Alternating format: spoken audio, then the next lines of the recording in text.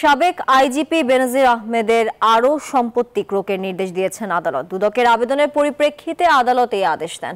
রোববার দুদকের আবেদনের পরিপ্রেক্ষিতে ঢাকা মেট্রোপলিটন সিনিয়র স্পেশাল জজ মোহাম্মদ আশামস জগলুল হোসেনের আদালত এই আদেশ দেন। ক্রোকের নির্দেশ পাওয়া সম্পত্তির মধ্যে রয়েছে 119টি দলিল, যার মধ্যে গুলশানের 4টি ফ্ল্যাট, 4টি নিজ নামীয় কোম্পানি, 4টি বিও অ্যাকাউন্ট, 15টি আংশিক মালিকানাধীন কোম্পানির শেয়ার।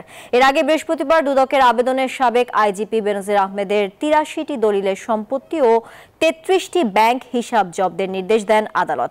সম্প্রতি জাতীয় দৈনিক কালের কণ্ঠের প্রতিবেদনে উঠে আসে, পুলিশের সাবেক মহাপরিদর্শক ও র্যাবের সাবেক মহাপরিচালক বেনজির আহমেদের বিপুল পরিমাণ অবৈধ সম্পদের খোঁজ মিলেছে। ওনার গুলশানের 4টা বাড়ি,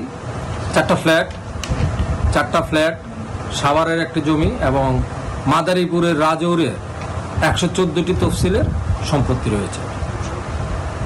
এই সমস্ত সম্পত্তিগুলি ক্রোক হবে এবং ওনার যে সঞ্চয়ী হিসাব, বিও অ্যাকাউন্ট এবং ওনাদের যে কোম্পানির যে শেয়ার এবং অন্যান্য যে সমস্ত কোম্পানিতে ওনাদের মালিকানা বা শেয়ার আছে তা ফ্রিজ আকারে থাকবে।